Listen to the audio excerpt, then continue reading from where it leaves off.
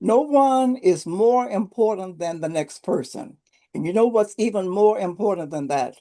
The vote. So if we can, and we must get people to understand your vote makes all the difference in the world as to what you want our country to be.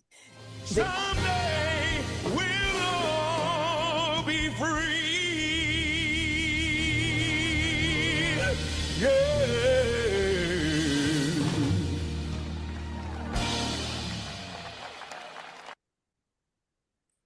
Wow, that was beautiful. So, Gayleen, welcome everyone. As Catherine said, Gayleen Norton, she's the Region Vice President and Political Action Chair of the NAACP.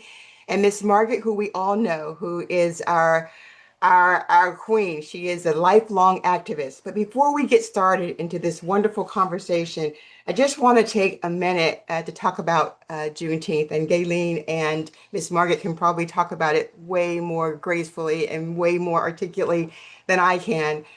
But I just want to say how different it is and how special it feels, especially after having the opportunity to watch some of the clips of the Obama Center opening on yesterday. I just want to say that Juneteenth isn't an ordinary day. It is a really special day. And what makes it so special is really what the reaction was when they were finally told 2 years later, more than 2 years later, that they were free. It really was the reaction. They could have stood back and said, "Oh, geez, well, it's been 2 years now. What does that matter?" But they didn't do that. It was with light and open arms and celebration and hopefulness for what was about to come. And when you think about that kind of hope, that's what President Obama talks about and his audacity of hope. It is not a hope that sits steady. It is a hope that is fearful, fearless, and it is a hope that fights. It is strong, it is big, and it moves. And that is where we are today. And that is the same spirit that Juneteenth is celebrated. So hope has never been a finish line for us. It has always been something that we keep on working towards. It's not a feeling, it is what we do, it is the work that we do. So, this community is one of the places that we come to celebrate that hope. And today, Juneteenth, we get to talk about that hope. And we also get to talk about the work that is ahead. So before I move to Aileen, I'd just like to ask Miss Margaret, as you think about this Juneteenth, how does it hit you this year in 2026? Thanks for the question, Fanel. I've been thinking about it long before Juneteenth came because I was aware it was on its way, and I was so pleased that it was a part of President Obama's presidential opening ceremony. But it is both celebratory and it's also somber. It's rejoiceful and it's not, because it reminds me of the trail of my ancestors, specific ancestors that I know by name. And I almost feel that I know them personally because history is, in a sense, personal. And so, in the end, there is always hope. And I carry the celebration and the somberness of the occasion in my heart because I know the heart is big enough to control, to actually wrap itself around more than one emotion at a time.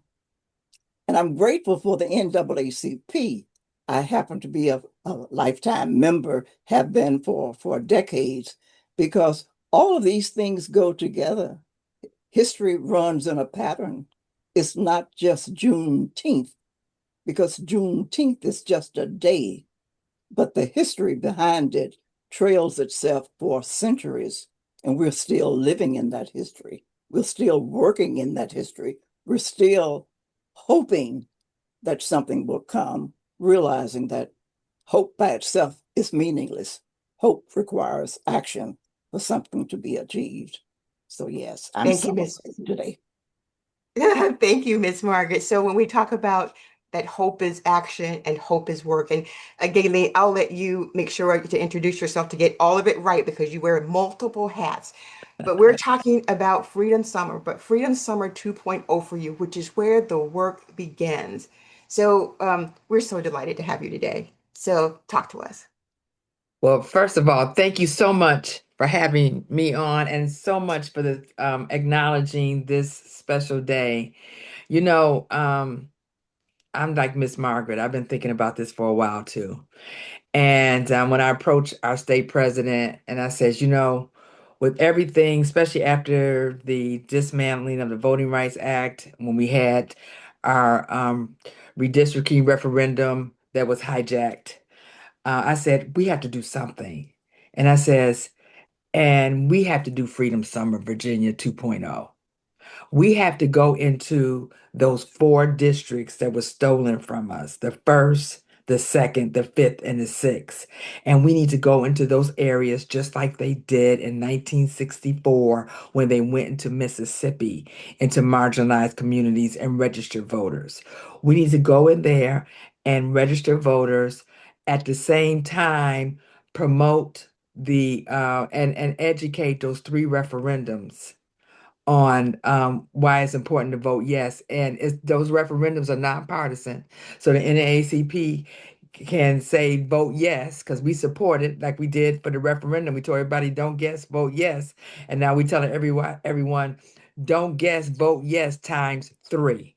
Mhm. And so when we go into these areas, we have to make sure that we educate and we also do the voter registration and mobilization. It's not only in those four areas, we can do it wherever we are. And go into these areas. I mean, we know you can pull from the vote builder areas that need to have voter registration done and increase it. But not only that, we're all senior millennials. Let's start there. Okay. Everywhere I speak, I ask everyone in the room who was born after 1973 to please stand. And I told them that my parents, my grandparents had to fight for my rights because I was too little to fight. But they were born with rights. They were born with voting rights, women's reproductive freedom, and affirmative action, and the list goes on, and now it's gone. This is their fight, and we're here to support it. So we've been meeting with organizations and we're telling anyone Freedom Summer Virginia 2.0 belongs to everyone. Every organization can tailor it to how they want to do it, just do the work. We also want to make sure that we have young people with us. They have to lead that charge. I said earlier, I think we need to start a after 1973 club, and bring all these young folks together and bring them in and look, they sit on our shoulders. And when we go do voter registration, they should be in front of us. August the 6th is the 61st anniversary of the 1965 Voting Rights Act. That whole week need to be a week of action. We can do a march on that Saturday. That's on the 8th. But we need to highlight that. We need to highlight National Voter Registration Day that's in September. But more importantly, we need to start now strategizing on how we are going to turn out votes in those last two Sundays that the General Assembly passed and the governor signed before the November election, which is the last two Sundays before the election. We have to strategize on how we're going to turn those votes out. Now, remember, we're going to call that Freedom Weekend and Freedom Sunday because it's the Saturday and Sunday, those weekends, and we can't wait until then to say, oh no, it's here now. How are we going to turn out votes? We have to turn out votes everywhere. So Freedom Summer Virginia 2.0 has several different legs, but we want organizations to come in. Now, we don't want these other organizations going to do disinformation with this. We got to be able to Mhm. dispel the disinformation, but we want everyone to own it and create their own events. Fanil, I talked to you about we have a site, well, we have a website. I'm talking to Mhm. our team about having a site where everyone could go in and see what events are up and what's happening. But we can't do it. The NAACP can't do it alone. They didn't do it alone in 1964. It was SNCC. It was the Council of Federation the Council of Federation that came together, and they actually coordinated it. And you had white and Jewish people that came out of the North that came into Mississippi along with SNCC, and they went and registered voters. We need that same energy.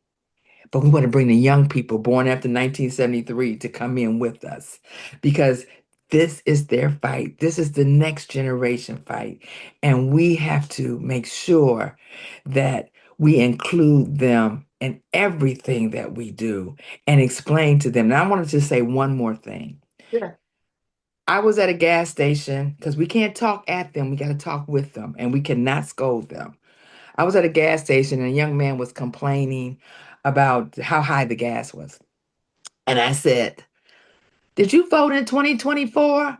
He said, "No." I said, "Oh, you voted for President Trump." He said, "No, I didn't." I said, "Well, yes, you did. You voted against your interests." I said, "Do you realize that when you vote for a candidate or vote in the election, you vote for someone that's going to protect policy, that's going to protect your kitchen table? Do you know how all that's connected?" And he said, "I never thought about it that way." And I got him to sign up to be a member of the NAACP, to be part of it. But we got to make that connection with them on how all this works, and once we do that, they really will come on and hear what is important to them. And I asked him, the last thing I asked him, "Who do you think is responsible for this?" He said, "It's the president. We shouldn't be in this war." So he's listening to current affairs. We just got to connect the dots for them. That is exactly right. And that's what we continue to do with telling stories and talking to people about what's happening. Life is busy. It's different than it was in 1964 with so many distractions, but they will listen to their parents, they will listen to their friends, they will listen to their relationships. And as just like you said, when this happened during Freedom Summer, it was all kinds of organizations and people who came together. So it's not about anybody thinking that one organization is more important than the other. The cause that we're working for is the most important thing that we have to do. We're at my time, but I would like to have Miss Margaret, if you've got 60 seconds to just sort of close us out from this moment after listening to Gayleen and the work that she's leading.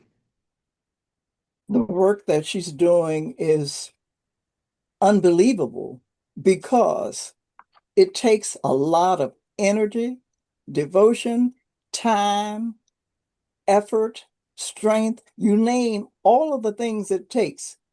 But each of us has something to give. Every single one of us. No one is more important than the next person. And you know what's even more important than that? The vote. So if we can, and we must, get people to understand your vote makes all the difference in the world as to what you want our country to be. The idea of America is wonderful, but we need to take those words and make those words jump off the page and come to life. And we can only do that with factual information and with getting out there and doing the doing of it. I can't say doing enough. You just can't sit still. You have to do. There is hope. It's this weekend is just so beautiful. I'm still thinking about Juneteenth. I'm thinking about Legend and Common with singing the song Glory, Glory. And so I want to get out of my seat. Glory, glory, it is. Yes.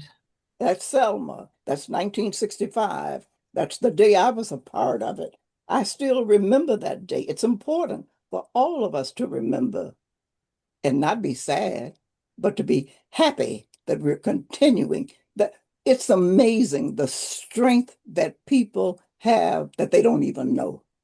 But we keep on going. We keep on going. Thank you for So that.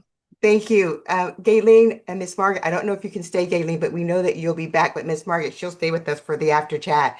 So my hope for this community, my hope is that we keep on doing the work that we do, that we keep on showing up for each other, that we keep on talking and telling these stories to our kids, not like it's history, but as living instruction, that we don't delay defeat, that distance is not denial, and that this good news is going to arrive for us, hopefully November 3rd, 2026. And when it arrives, it will always be worth celebrating loudly, joyfully, and together. Happy Juneteenth, and thank you both for being here today. Thank you. Catherine? I knew you'd be calling my name. That was beautiful. Thank you, Gayleen. Thank you, Miss Margaret. When we had asked Miss Margaret what to comment was about those memories, when some of us, I was just born in 1964. So beautiful. Thank you for that. And what we have coming up next is also, we talk about voting. We know we never get tired of it, right, in Virginia. So we have Louisa Borowski here to give us the grassroots update first, and then we are going to go right into our candidate roundtable. So thanks, Fennell. Go take a break and get rested. We'll see you in a little bit. All right, thanks, Catherine. So I think as we think about voting, the next step after that is how are we holding the people we are voting into office accountable to actually making conditions change? And so I'm going to give a brief update on some of the big calls to actions that you may have seen over the past week, and then there'll be more time to talk about these in the after chat.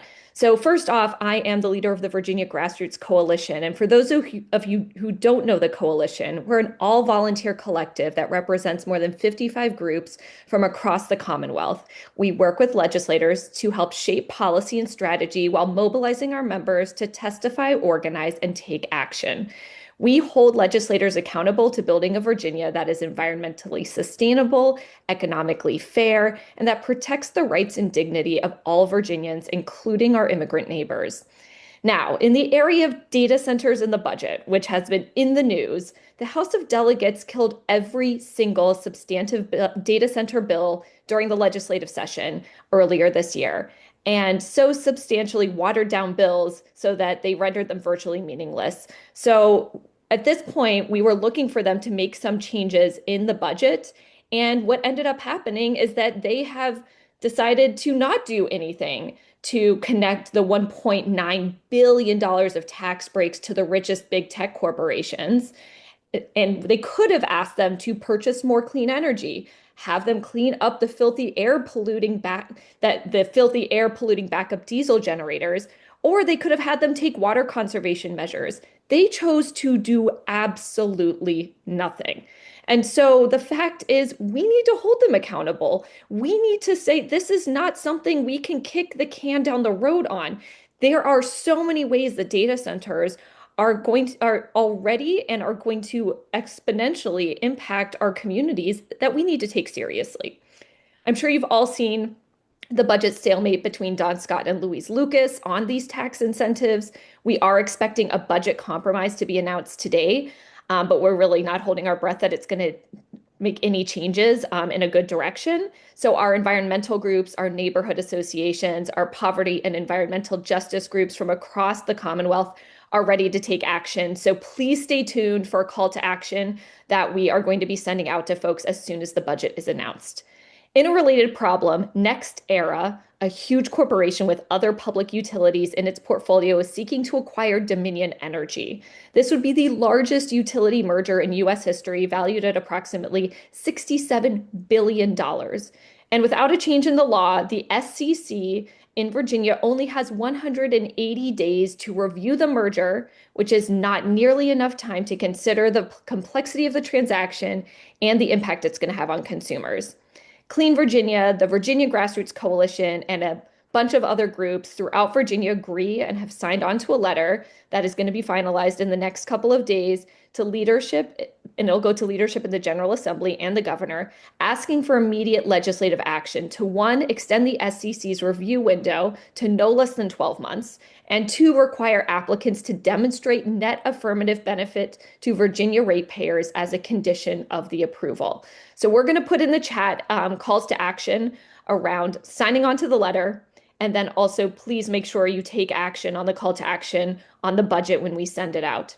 Now, of course, we believe that none of this would be happening if Virginia had better campaign finance laws. Unfortunately, the House and Senate are considering removing the Department of Elections' ability to perform audits on campaign finance reports. So we're also putting a call to action in the chat to please write your House and Senate members of the General Assembly and ask them to strike the amendment to the budget. And then finally, at the federal level, we are asking you to help oppose the United States Postal Service rule change that's going to threaten mail voting. We are finding that a lot of they tend to pay attention to governors who ask for some considerations. And so we would like you to contact your governor, whether it's the governor of Virginia or of a different state, asking them to stop the federal government from passing a rule to control who can cast a mail-in ballot or absentee ballot.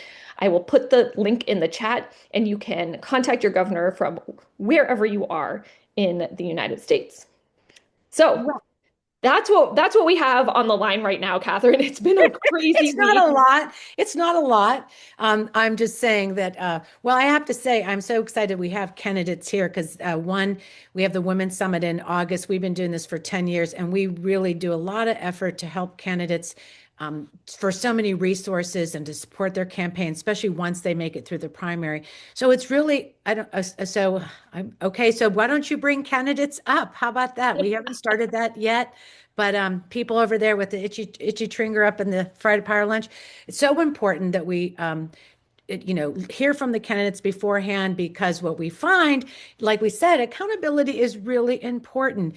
And we are, one of the, I think, best thing about Virginia is how the coalition works together. So thank you, Louisa. You're going to start the first round. First of all, welcome to our congressional CD candidates. And I'd have to say, what a crazy time through the Yes campaign, the shifting of the districts, and now we're back to the usual districts. So thank you to the fabulous five that are here with us today. Louisa is going to get us started with the first question, which will give you an opportunity to introduce yourself. So Louisa, go ahead.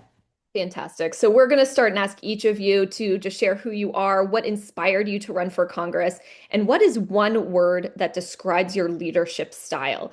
I think leadership is just something we don't talk enough about in this day and age. And I will say, while we're looking at all of this legislative and calls to action that we are taking, there's a real question around moral courage that I feel like it has been lacking. And so would love to hear from you about that leadership word that describes how you see yourself taking on this role in Congress. So we are going to start with Elizabeth. Go ahead, Elizabeth. Wait 1 second before Elizabeth starts, just because it's our, we're all kind of excited. We need to put the clock on. Robin, when Elizabeth starts, if you can start the clock at 90 seconds each, then you can get to tell us who you are, what inspired you to run, and one word that describes your leadership. And over to Robin to get the clock ready, and let's roll. Well, everyone, welcome and thank you for being here so much. So much exciting stuff just in the half hour. This has been incredible. My name is Elizabeth Dempsey Beggs, and a little background on me quickly. I'm a United States Army veteran. I'm a mother to 4 children, both biologically and through foster care. I'm a firefighter's wife. I recently left the corporate sector to pursue advocacy because I refuse to sit back and see what's happening to this administration, to our country. I'm someone who loves my country and my community deeply, and I wanted to continue to serve it, which is what eventually led me to running for Congress. I started a project interviewing progressive veterans running and who were in office to shift that narrative and not let MAGA control what patriotism means in this false ideal. So that eventually led to me running myself. I started lobbying for organizations like the ACLU, like Clean Virginia, the Women's Service Coalition, especially to protect our women serving under Pete Hegseth. I was one of the first women to integrate into combat arms when Congress lifted the ban. I was one of the first 50 to command a tank, and that gave me a really unique perspective of being able to lead under opposition in front of a room that does not want you there, especially as a woman. And if I had to describe my leadership in one word, it would be a servant leader. We talk about moral courage. Right before I commissioned, I was actually given an award by the United States Army for moral integrity and courage in leadership. And I do think that's what we're missing.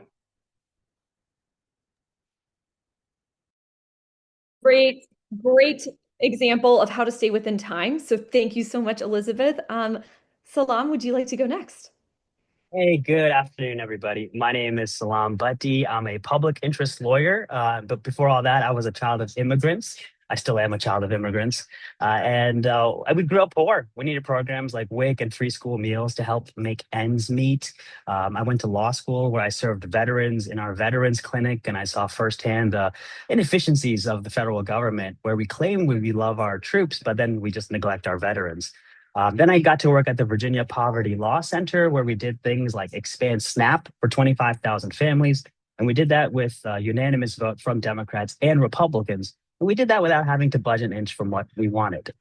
We expanded free school meals for tens of thousands of children and created the roadmap to free school meals. And Senator Danica Rome from Nova is carrying out the next phase of that roadmap.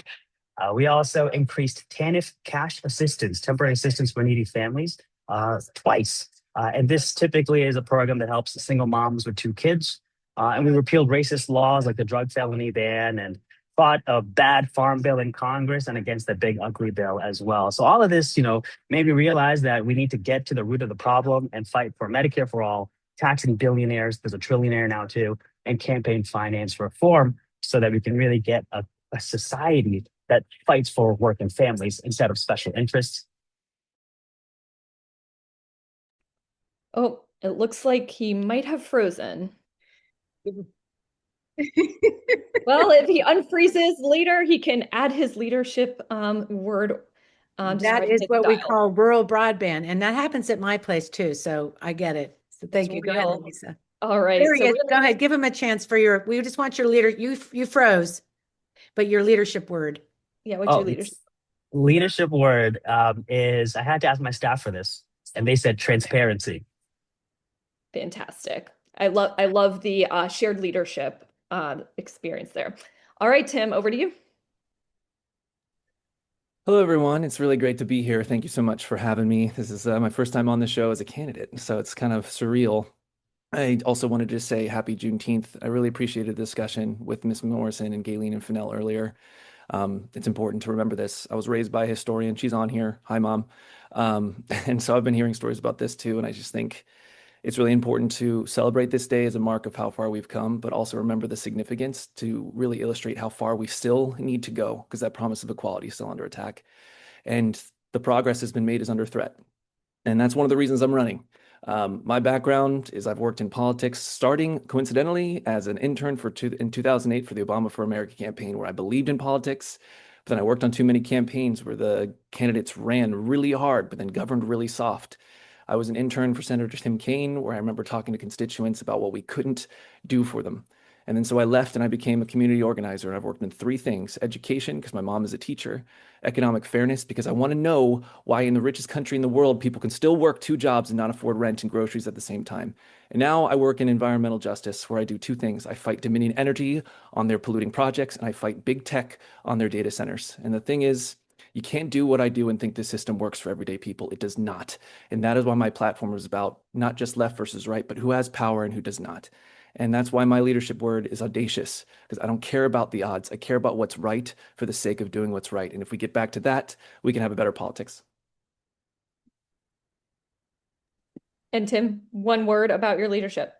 Audacious. Audacious. Fantastic. All right, Jason, over to you. Yeah, thanks so much. Jason Knapp here. So, I got into this because I grew up with a single mom who had me when she was 19. We survived because of the safety net, which wasn't even that strong back in the 70s. And it's just been cut left and right as we've watched this administration and Whitman, folks like Whitman, continue to cut it.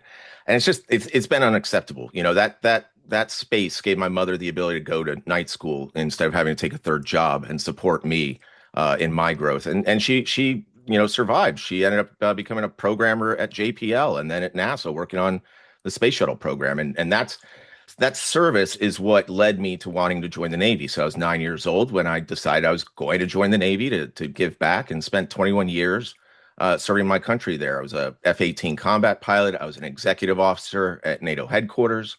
I met my wife on Capitol Hill when I was a defense fellow assigned to the Armed Services Committee. And now we have 3 kids under 10.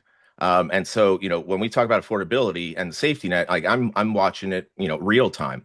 One of the things I think is important is, our party, along with the other side, we've gotten into the point where politics is a career. That's not the way it should be. It's supposed to be about service, and that's what I'm about, which is why I already committed to only serving 4 terms in the House.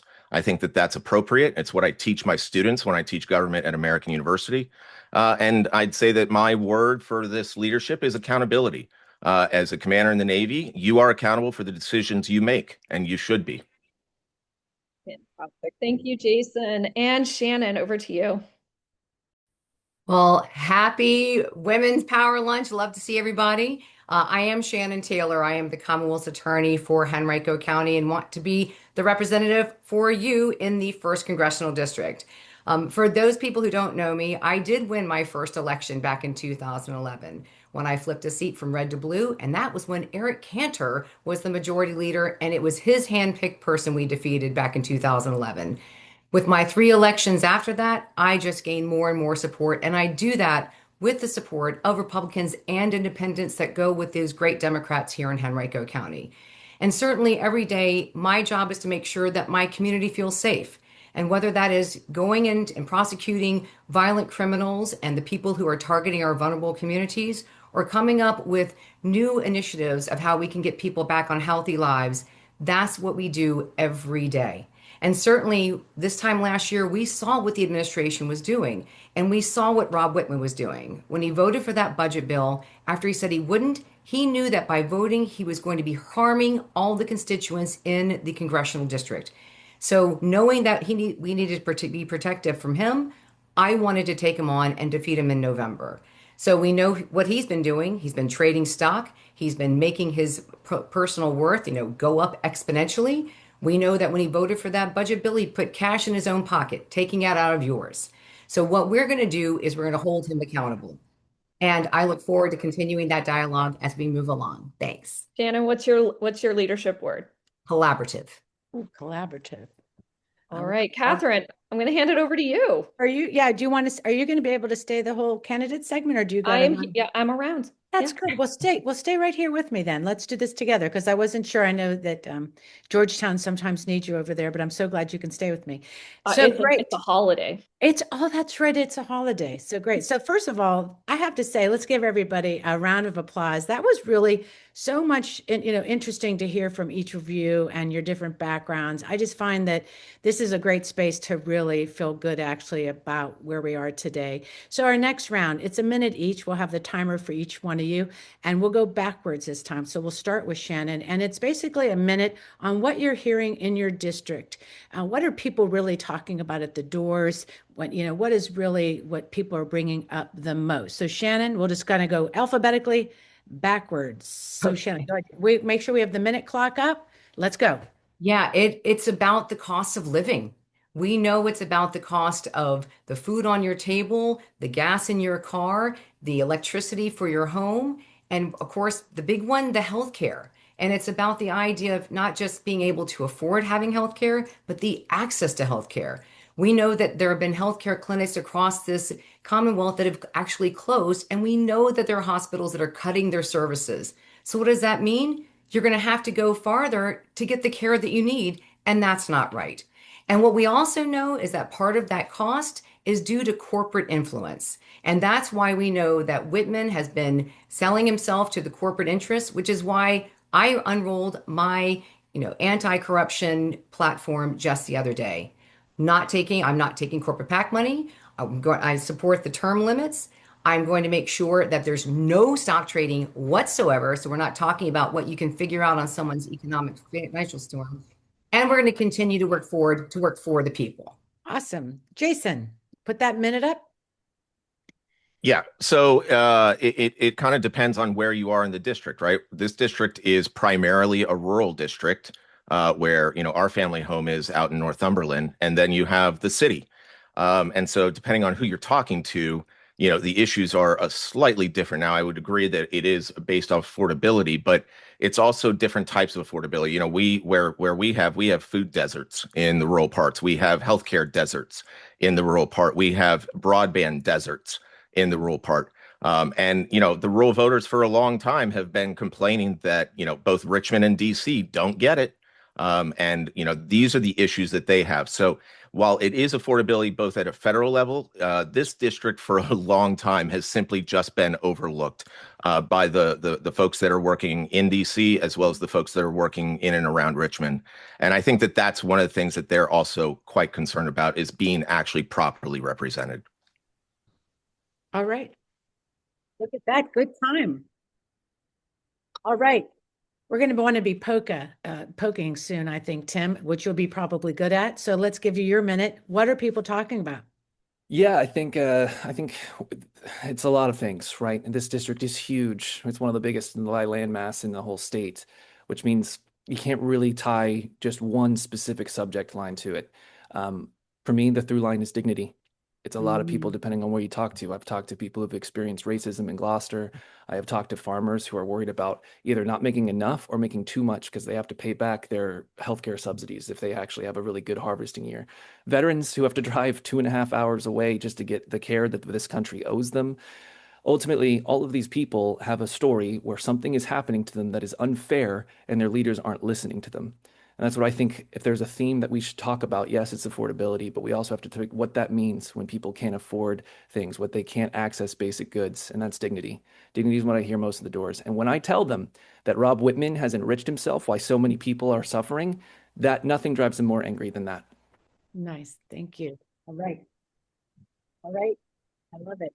I know we're all getting, really, we have to get the poker shoes on. I'll go to Salaam and then we'll end with Elizabeth. Go ahead. So the top 3 questions we get at the doors are, how old are you? Do you take any corporate PAC money? And do you take any APAC money? And when I tell them I'm 40, it's no, and also none of the executives or the pro-Israel lobby donors, they're like, you've got our vote. Because voters are smart. They understand how when special interests own our elected officials, it impacts the affordability crisis. We saw the big ugly bill go through, and we saw the Fortune 500 companies do nothing about it because they were all in line with President Trump and the Republicans who pushed this forward. We saw the wealthiest humans in history get $1 trillion tax cut by cutting and gutting Medicaid, Medicare, and SNAP. It was the most brazen theft in human history that I've ever seen. And so what we need to do is we need to claw this back. We need to refund these programs and really improve them. And that's why people are very excited about our campaign, not only being a policy wonk, but being tireless in the fight for equity and dignity. Thank you. All right. We'll go to Elizabeth. So we've talked a lot about how large this district is, and that is very true. Every family has its own unique issue, and a lot of this is going to boil down to affordability. But it goes beyond affordability because that does look so different. Looks like we've lost our youth vote because we have generations of politicians telling them, oh, just work harder when we're not paying a livable wage. We allow corporations to exploit our labor to not pay a livable wage, and then we tax W-2 employees to bail out these corporations.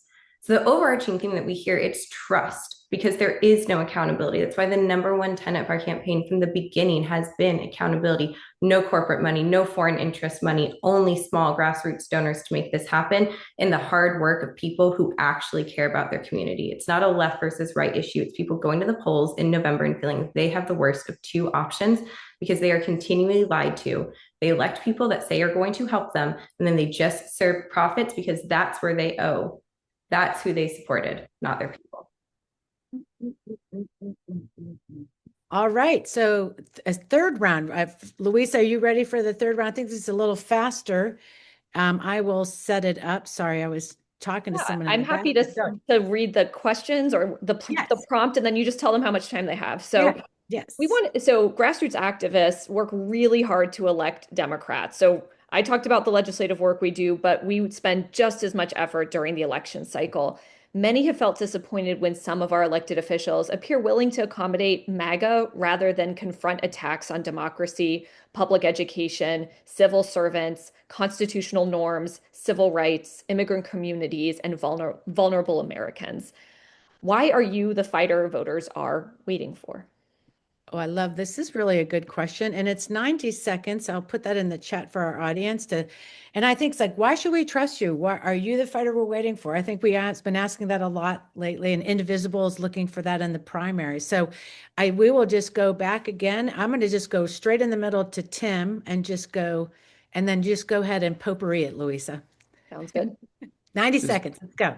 This is a great question. I appreciate it very much. And when you're a community organizer, you work closest with the people on the ground who are the first ones who have to suffer the consequences of decisions they had no power in making.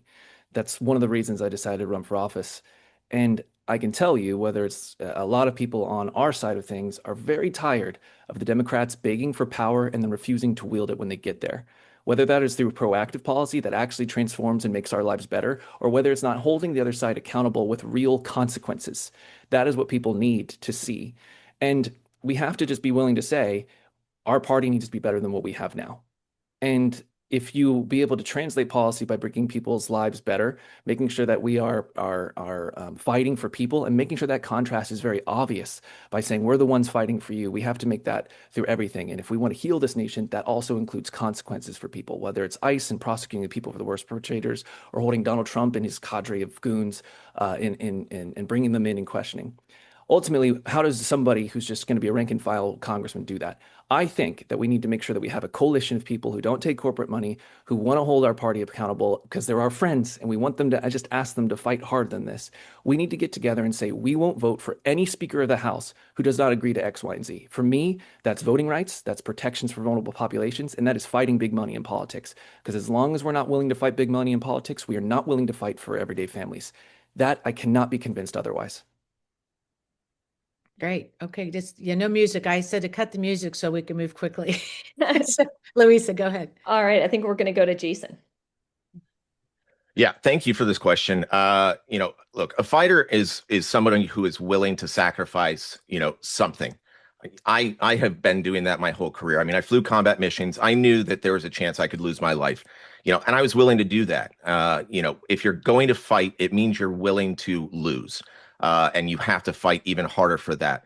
So, what are my fights? My fights, it's not for me. It's for my kids. I got 3 under 10.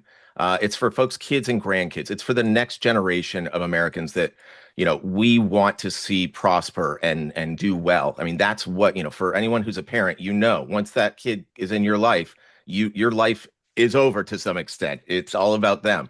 And so these are some of the reasons why, I've committed to 4 terms only. It's supposed to be a temp gig. It's not supposed to be a long-time career. I don't take PAC money like others. I don't take fossil fuel. I actually got into the clean energy space after I retired from the Navy because I wanted to, again, continue doing something with that. And I think too many politicians, frankly, including on our side, they weigh the next election before they make a decision. They put themselves before in their seat before the decision they make. And honestly, that's not service and that's not fighting. It's shadow boxing. If you're fighting and there's nothing that you personally have on the line, you're shadow boxing. And frankly, I've gotten sick of it. I've taken an oath to the Constitution multiple times in my life. I never took it off, if you will. And that's why I think I'll be the best fighter for you. Thanks, Jason. Elizabeth, over to you. Yeah, someone with a military background and who studied Latin, I've been reflecting a lot on the phrase "vis pacem para bellium." You wish for peace, prepare for war. Now, not the type of war that Pete Hegseth has, that Jason and I have had experience in. It's not loading tank rounds and going to combat, but it's the fight for our democracy. And it's understanding that slogans are not saving lives in this. It is the hard work that it takes to rally people when you are tired and you are writing policy and you are looking ahead to the future and playing the long game too. Yeah, we need to stop the short game. Absolutely, we have to fight and work hard there. But it's the long game. It is fighting for every child who's growing up in the community that we are responsible for creating for them. I have 4 kids that in 10 years, they will look to me and say, what did I do during this time when there were men snatching children off the streets wearing masks, when our democracy is downfalling? And I have to tell them that I did everything I possibly could for their future. And failure is not an option. You don't have the ability to get tired when you have children waiting for you, not just my own children, but every child that we've welcomed into our home that always have a safe place in our home as foster parents. I've been trained how to fight my entire career. The fight just looks different now. It's honoring the oath to the Constitution and fighting for everybody that does not have the same privilege I have, that does not have the same voice that I have, working hard to make sure that they are represented, not corporations, not profits, the people who deserve better and the generations that will have to grow up in the policy we create. Thanks, Elizabeth. I'm going to turn it over to Shannon.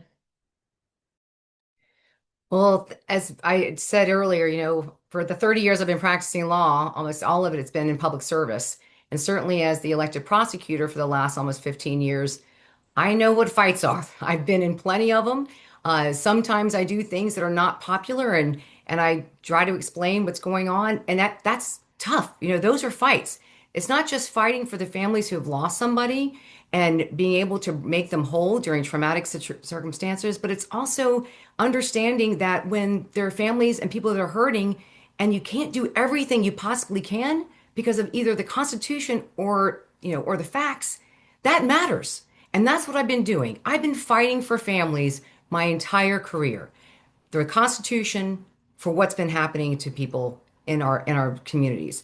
And certainly I've done it every time when it's fighting against the hospital right now for that nurse who was in the NICU hurting the babies, whether it was fighting for tougher gun laws when we had the two teenagers and Lucia Bremer was killed because a young person with mental issues had access to a gun, going after the Klansmen and wanting to fight to tighten up our hate crime laws in Virginia, switching it from the characteristics of the victim and talking about the offender. Those are the fights I've been in. Those are the fights I will continue to do for the people here in 1st Congressional District.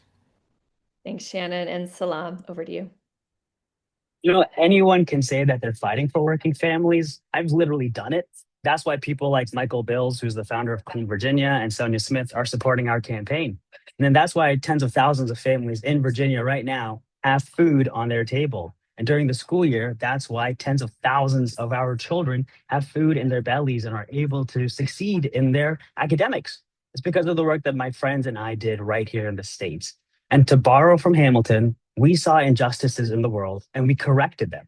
So I have brought Republicans and Democrats to the table and got them to unanimously vote to expand a welfare program. And I did it without budging an inch from our asks. And I surround myself with experts in policy, and together we're able to move that needle forward. All right, Catherine, I think we're on to our next set of questions. Sorry, are you going to take this one? I will. I was just on mute. I could set it up, and if you want to run the table. I think this one is interesting because we really were on a fit. We figured we'd narrowed on data centers, and we will have a more robust conversation in the after chat if anybody wants to stay. But in that sense, let me just set up that question real quick. Sorry, I just lost my place because I'm just doing too many things over here. Basically, we said data centers have become one of the biggest issues facing Virginia communities. Residents want economic growth and jobs, but they also worry about energy demands, water use, quality of life, transparency, environmental impacts, and local control. What is your approach to balancing economic development with protecting the communities you represent? What is the biggest mistake leaders are making in this conversation today? 60 seconds. We're going to narrow it down because we're on for time issues, but you're welcome to stay in after chat and go ahead and run that table. Louisa. Sure, let's go to Shannon. 60 seconds. Data centers are the genie out of the bottle, right? So they're here, and we know that there are local jurisdictions who are trying to rely on them for very important tax revenues. But that does not mean that we do not be responsible about how that growth is being done. And we know that data centers have got to pay their fair share. I mean, Louisa said at the beginning of this whole session, where are the enforcement of environmental protections? Why aren't we asking them to engage on solar panels, wind propellers that we can put on these roofs? What are we doing to be smarter about the development of that? That's what we need to do. We need to have people, we need to have elected people at the table having these conversations, which unfortunately has been lacking up until this point. Thanks, Shannon. Jason. Yeah, thank you for that. So I've been in the clean energy space working batteries and solar. The simple fact is we need at the federal level to have a minimum, bar that all data centers across the country have to reach. We need to make sure that they don't have diesel gen sets attached. We can use battery energy storage. We need to make sure that they have rooftop solar.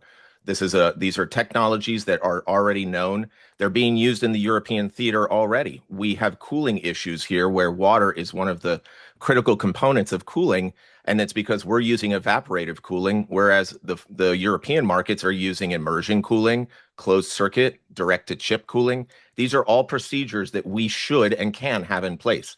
We also need to be balancing this against what the RFI and EMI outputs of these are, the noise outputs, and make sure that there's certain amounts of setback. These are what we should do at a minimum at the federal level, and then we turn it over to the states and to the counties because they're flying blind without our help. All right. Thanks, Jason. Tim. Thank you. This has monopolized a whole bunch of my career over the last 4 years. Here's the thing. If you care about justice, if you care about affordability, then you have to understand that that is mutually exclusive with the way that we do data centers in Virginia, which is the data center capital of the world. We know what the worst case scenario looks like. I remember going into Chesapeake, which was the first campaign we ever worked on that actually stopped them at the local level. And when I went to a farmer who was literally across the street, 300 feet, I asked them what they thought about this thing. And they said, I don't like it, but they have more money than we do, so there's nothing I can do about it. This is about decency and democracy because people don't get a fair shot to stop these things or provide public input for them. I'm in favor of a moratorium for federal ideas because big tech claims it's the smartest in the world, but they haven't proven it. They should be able to build these things with clean energy, something that doesn't take people sick. You can't build it near neighborhoods or schools, which we have so much of in Virginia. And you can't have this, the cost of literally our electric bills increasing by multiplied cents like they have been. We need to do a lot more to push back against the industry, and that's what I plan to do, hold them accountable. All right. Thank you. Thanks, Tim. Salaam.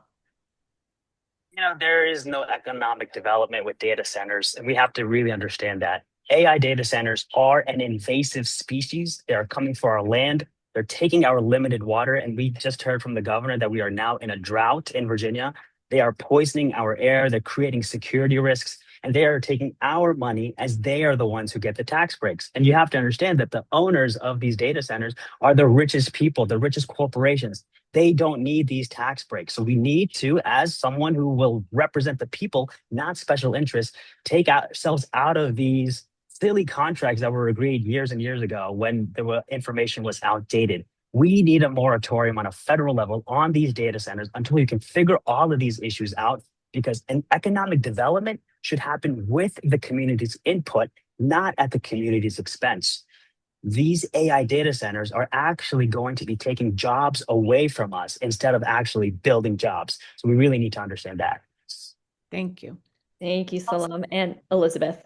I also support having a federal moratorium on data centers until they're able to meet these standards we put in place, because we can't let these huge big tech conglomerates go and attack our rural communities without offering any support. They don't have the funds, the time, the lawyers to be able to take them to court every time they violate one of the rules that a county puts in place. That is our job to protect our rural communities. When we talk about the economic development, the jobs, so we know they're not providing that, but that's also our job to provide that off-ramp. We have to work and create these jobs. We need things like the NewGo. We have to invest in infrastructure. We have to invest in rail, be able to create jobs in these rural areas that create revenue, that do actually bring people, education, all the things that we need into these communities, and not just leave rural areas ripe for the picking for big tech to come in and pretend that these data centers are going to be saviors. We almost had one go in right in my backyard. And I have a child who's deaf in one ear and losing hearing in the other. We would have had to move or he would go deaf. Lost all the equity in our home. No one should have to fight that alone. Yes, this has been so great. I know we're into round 5, and then we will have a lightning round that will be really simple. So everybody on the show, stay with us. We're going to go over a few minutes, but it's well worth it because these issues are so interesting just to discuss in general. Well, and they're so important, Catherine. And I think just the one thing on data centers that you and I talked about yesterday, just to remember, is we can't cede this topic to the Republicans. The Republicans in some states are ready to put moratoriums in place. We have to take action. This is going to be one of the most critical issues over the next, I don't even know how many years. Democrats have to be strong on this. So we can get into politics because we're all Democrats, and we're on the same side in this. So we want all of us to be successful. And what I'll say is, we talked about this it is an issue across Arizona, all the states we see, where we need to be on the right side of this. So thank you for that great reminder. So we're going to make it, Robin, let's do the next one for 45 seconds. So we cut a little bit of time, but I think we should cover it. And also you can put more stuff in the chat if you need to. We want to find out, we've done CD-1 since we got started 10 years ago, Vanjie Williams, Herb Jones, Leslie Mehta, and that's a 30,000 vote thing that we just sort of don't see that needle moving. So I'd like to just have some insight real quick about what your thoughts on moving the needle in your district. And we'll just go back to Salaam and go around alphabetically. Go ahead, Salaam. Yeah, so here's the thing. We cannot wait until August to get voter turnout. Like Ms. Margaret said at the top, hope requires action. And that action is that we need to be involved and get out the vote right now. And I'm so glad that Ms. Gayleen had lifted that up as well. Get out the vote needs to have started yesterday. Do not wait until August. Do not wait until the primary is done. We know that the party doesn't typically get involved and get out the vote until after the primary. That will not be enough time to flip this district and drive out the votes. Pew Research says that Republicans do not convert in the midterms, but the ones we will be able to attract are based on messaging of campaign finance reform. They do not like that Rob Whitman has made millions off of the stock trading information that he has. And so they want candidates with integrity. That's why we've taken the Integrity Index pledge, and that's something that we can unite on. We'll go to Elizabeth. Go ahead, Elizabeth. So 45 it's going seconds. to be a mix of voter turnout and also making sure that we are motivating the youth to turn out and to vote and to know there are better options. So you don't get there in November and feel like it's the worst of two options. That's something we've seen great results on this campaign. I've been doing for a while. It's also going to be pulling those red and independent votes, and that comes through education. That doesn't come from a party line talking down at people, telling them they're wrong, shaming them. It comes from neighbors being brave and having conversations with people, providing them the education about campaign finance reform, about congressional stock trading, these things that are harming them. Everyone is hurting right now. No matter who you voted for, everyone is hurting, but we have to control the narrative of what Democrats are going to do for them, go back to the working class, go back to our rural areas and actually show up. Thank you. Tim. It's not enough just to tell people what we're against. We got to give them a reason to look up and not be disappointed anymore. My platform is not about negativity. It's about making sure that we have a chance to unlock the potential of this country in a way that works for everybody. And my career has always been working with, mostly in the data center fight, MAGA people, Republicans. I know how to talk to them. I know how to make sure that they see that I am trying earnestly to see them and trust them to do this. And the thing is, we have the chance to win this district, not necessarily just because of the candidates, but also these rural committees that have been working with the odds against them for so long. I think we need to empower them. This is going to be a really well-funded campaign, regardless of who the nominee is. I plan to split my donations with those rural committees because they're the experts of their own community. They're the people who are going to be able to speak to their neighbors the way that's going to actually eat at the margins that have kept Rob Whitman in power for so long. Thank you. Jason, and then to Shannon. Yeah. So, I've lived my entire career working with Republicans because I was in the military. All of my friends fundamentally were Republican voters. And the thing is you have to earn trust. And this district does not vote. It does not vote based off of surrogates. It doesn't vote based off of money. And it doesn't vote just because somebody came out and spent $40 million on a referendum. I want to remind folks that the referendum failed in this district by 10 points. When you take out the Democrat strongholds, it failed by 28 votes or 28 points. And it doesn't matter how much money was spent or who endorsed or who the surrogates were. We actually have to get Republicans and independents to vote for the Democrat.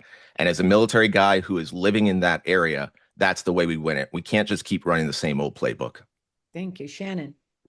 Getting out there, letting people know that you care, engaging. Again, I have won my race 4 times because I have independents and Republicans who have supported me. I have a track record to say that I show up, I engage. When I say I'm going to do something, I actually do it. And as a prosecutor, I can put on the evidence to prosecute Rob Whitman, and we're going to show that he is solely responsible for their pain right now. They need change, they need trust and accountability, and they need real leadership. And that's the message we're going to take to them. I love it. A round of applause for that last, and then our lightning round. And then, me, I want to talk strategy with everybody here. One thing I did after talking to Andrew Miller, who looks at the data, she said, really, there's so many non-voters in CD-1 is the problem. It's not Republicans as much as it is people that don't vote. How about that? So lastly, you want me to take this one, Catherine? Yes, please. Go ahead. Thank All you. right. Marisa. So we're doing a lightning round, everyone. I think you're going to get 30 seconds. And the question is, and this is really important to us in the grassroots, if you are not the Democratic nominee, will you support the Democratic nominee in this district? And how will you actively help Democrats win Congressional 1 in November? And Shannon, we're going to start with you. Yes, and focus on beating Whitman. That is the mission. That is the only thing we have to do. So whoever the Democratic nominee is, we go out there, we knock doors, we tell people that Rob Whitman is the reason for their pain, and let's go change the leadership for them, people fighting for them, not self-interest. Thank you, Shannon. And Jason. Yeah, sure. Of course. I think it's an easy question to answer.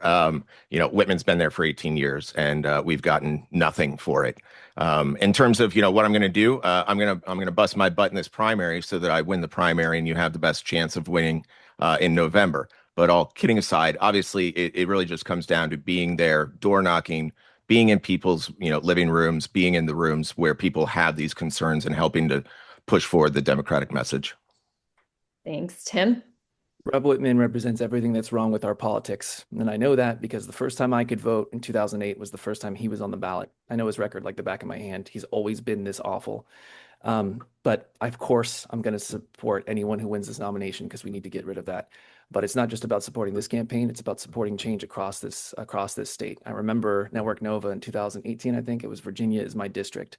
That's how I feel. That's what I'm going to do. I'm going to work tirelessly regardless of the outcome of this primary and make sure that you all have my support because you are the reasons that we've been so successful. Thank you, Tim. Elizabeth. So entering this race, the goal is not for me to have a title or to bolster my career or make it about me. It is to make it about a better future and to actually bring it back to a country that we can be proud to be from. So absolutely, whoever the Democrat nominee is, I will be working just as hard for them as we have been to build up this grassroots campaign. There's no question there. And if anyone has any hesitations that they should not be in this race. This is not about ego. This is not about title. This is about the future of our country and democracy being on hold. So we will do everything we possibly can to get Whitman out and pick up the seat. Fantastic. And Salaam. Yeah, absolutely. We'll support the Democratic nominee and hold him accountable to the people of the district, not to the party. The people care about how the Democratic Party hasn't spoken out about the genocide in Gaza. We need to make sure that we call that out and refuse to fund Israel committing this ethnic cleansing. Now, the way we're going to help people win is that we have to understand the party is polling lower than the fascist president. To win in November, we have to stop playing it safe in June. We have to give people a reason to turn out the vote. So we're going to be helping with getting out the vote for sure. Wow, Catherine, that was great. Ending. I would say because I think we should do this all the time. I think it's really great exercise for us, like in the sense of what really matters. And you guys are on the ground. We know how hard it is to run. We are here for all of you. And we just appreciate you all standing up for Virginia and just for your country and for your service. So thank you all for being here. For people in the room, if you want to stay in the after chat, some of the candidates may stick around, but we will be having a special thing on data centers first.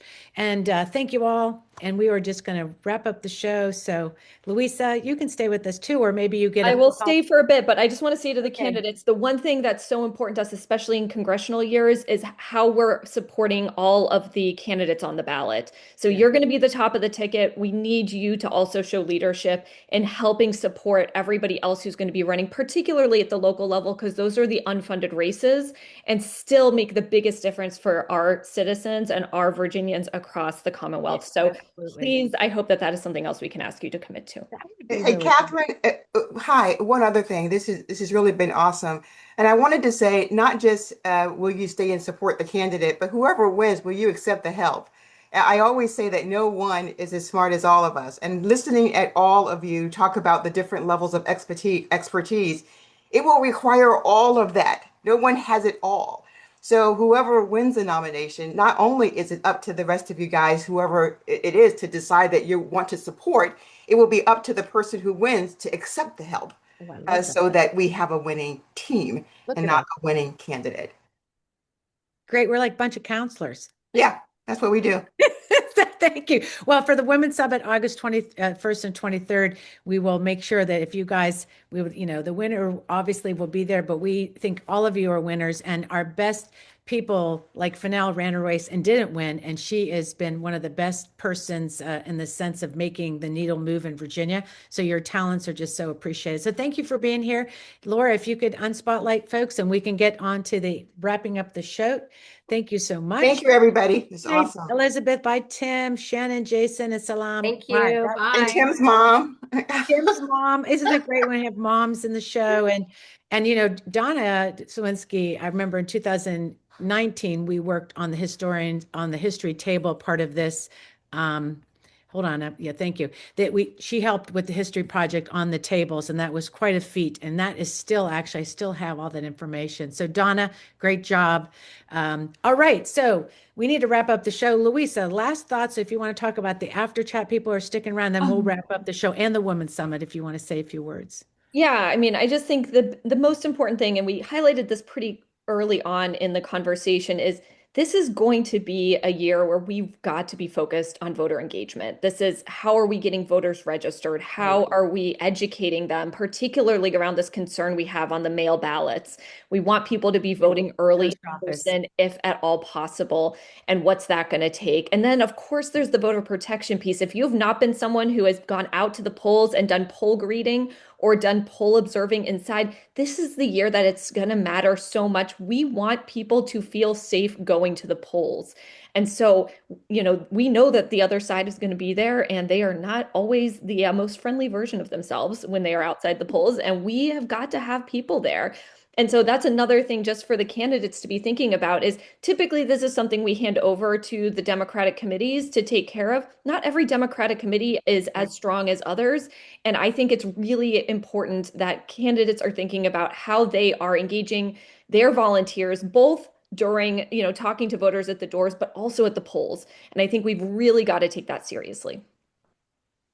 For now, Yeah. last thoughts. Yeah, my thought is going to go back to Juneteenth and what this day is and why this day is so important and why hope, but the audacity of hope is so important. Because really, if folks aren't thinking with a bit of passion and a little bit of nervousness and agita in their bellies, then they're not thinking about this moment. Because when Juneteenth arrived, it arrived offering freedom and hope, and they were hopeful, but there was still a long, long road ahead. And I think that this Juneteenth symbolizes the road ahead. And so everything that Louisa said, all of the candidates, Gayleen, Miss Margaret, it is about making sure that everyone understands this bit of history and the road ahead. Oh, that's a great way to end. I just want to tell everybody, thank you for being here. We'll be here next week. We have a great show lined up, but the Women's Summit we want to talk about some memory making, but we're just going to show it to you when we transition to the after chat and talk about some of the data center stuff and also what's on your mind. So while you're getting your coffee, watch some memory making at the Women's Summit. Thank you to our patrons. If you want to become a patron, jump in, please support us. We need that support. Want to sponsor the summit? We're looking for sponsors. Be a badass this year because we don't want to take corporate money and we don't want to be held over a barrel by the money we take. So your money, your grassroots donations help us run the summit. So thank you for